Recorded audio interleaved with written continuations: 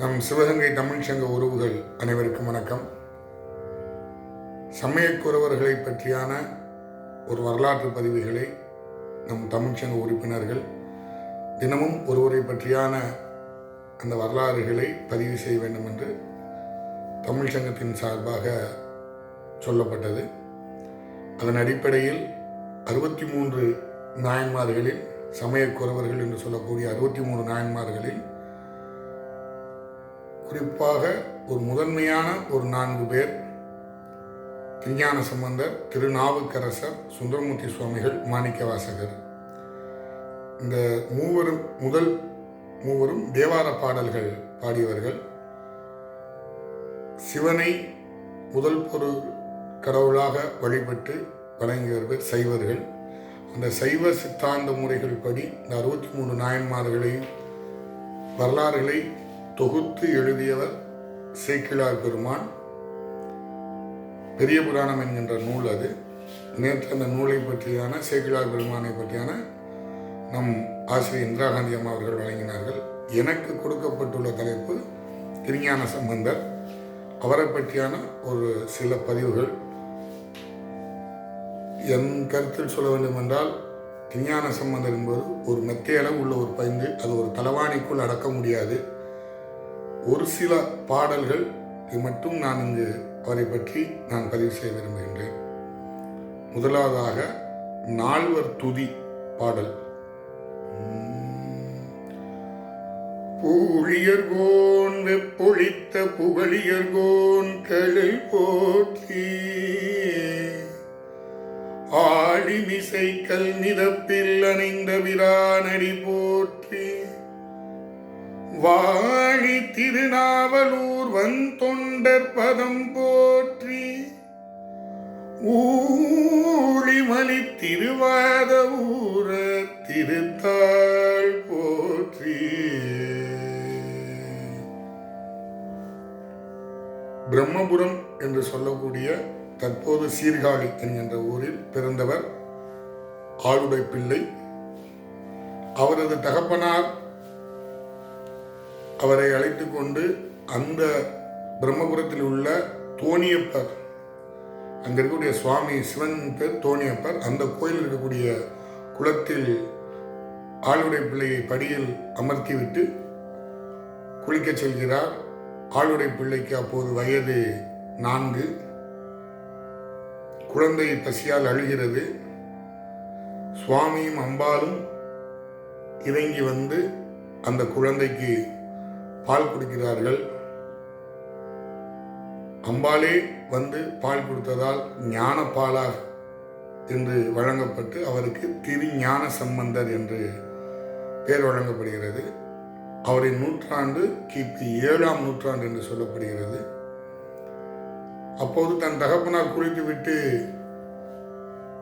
கரையேறும் பொழுது பால் குடித்து வடிந்த அந்த உதட்டை பார்த்து, யார் உனக்கு பால் கொடுத்தது என்று கேட்கும் பொழுது அவர் ஒரு பதிகம் பாடுகிறார்.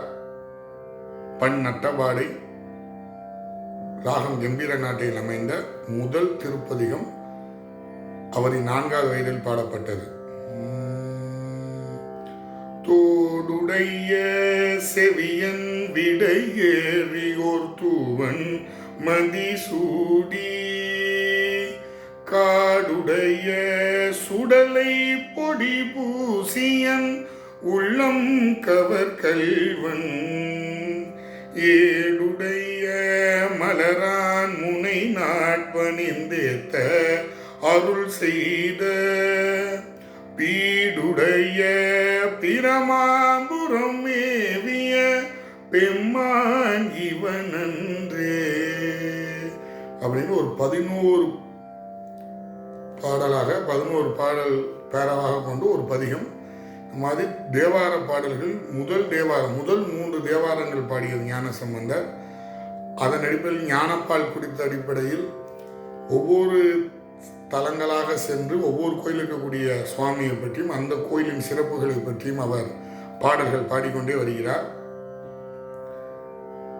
முன்னாள் முதலமைச்சர் முத்தமிழறிஞர் கலைஞரின் ஊரான திருக்கோளிலி என்கின்ற அந்த ஊரில் ஒரு பஞ்சம் ஏற்படுகிறது.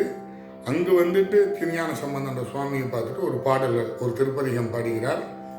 நீல நினைந்தடியே உமை நித்தழும் கை தொழுவேன், வாழன கண்மடவாள் அவை வாடி வருந்தாமே, கோழிலியும் பெருமான் குண்டையூர் சில நெல்லு பெற்றேன், ஆளிலையும் பெருமான் அவை அட்டி தரப்பணியே அப்படின்னு ஒரு பதிகம் பாடும் பொழுது அங்கே நெல்மழை பொழிந்ததாக ஒரு வரலாறு உண்டு.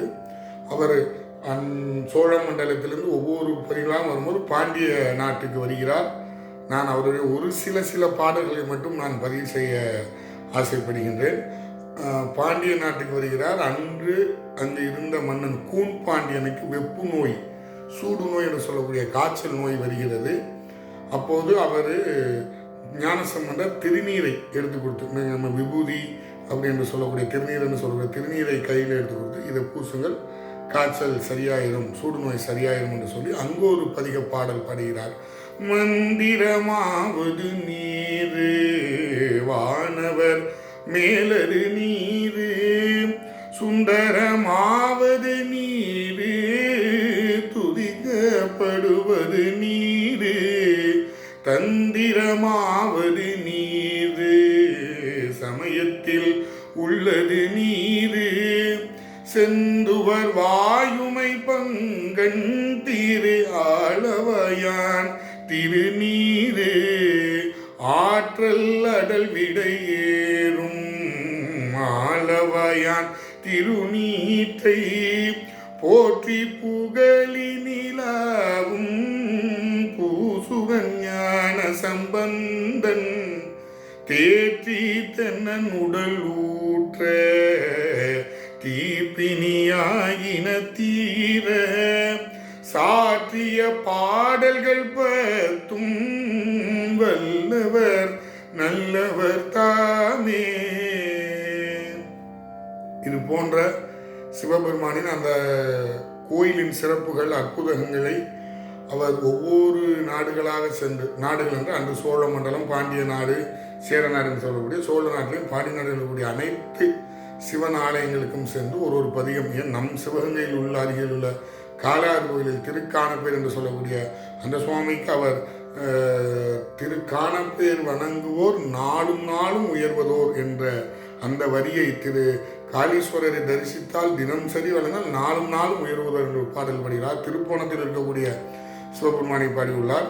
இந்த மாதிரி அவர் மிகப்பெரிய சிறப்பு, தமிழ்ச்சங்கம் எடுத்துள்ள மிகப்பெரிய சிறப்பு, இசையால் நாளும் தமிழ் பரப்பும் ஞான சம்பந்தன் என்று தன்னை சொல்லுவார். தமிழ் மொழி, தமிழை பற்றி நாம் அறிய வேண்டும் என்றால் பக்தி இலக்கியத்தையும் நாம் பரப்புமையானால் தமிழ் இன்றும் நாம் சிலாகித்துக் கொள்ளலாம் என்பதையும், குறிப்பாக அவர் எல்லா ஸ்தலங்களும் சென்று 16வது வயதில் திருமணம் முடிந்த அன்று அவர் காலமானார் என்பதையும் வரலாறு சொல்லப்படுகிறது.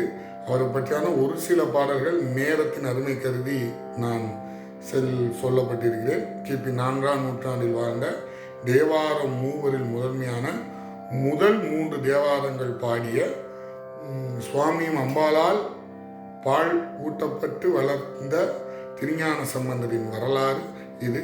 எனக்கு இந்த ஒரு நல்வாய்ப்பினை வழங்கிய நம் சிவகங்கை தமிழ்ச்சங்க உறவுகள் அனைவருக்கும் எனது நன்றியை தெரிவித்துக் கொள்கின்றேன். நன்றி, வணக்கம்.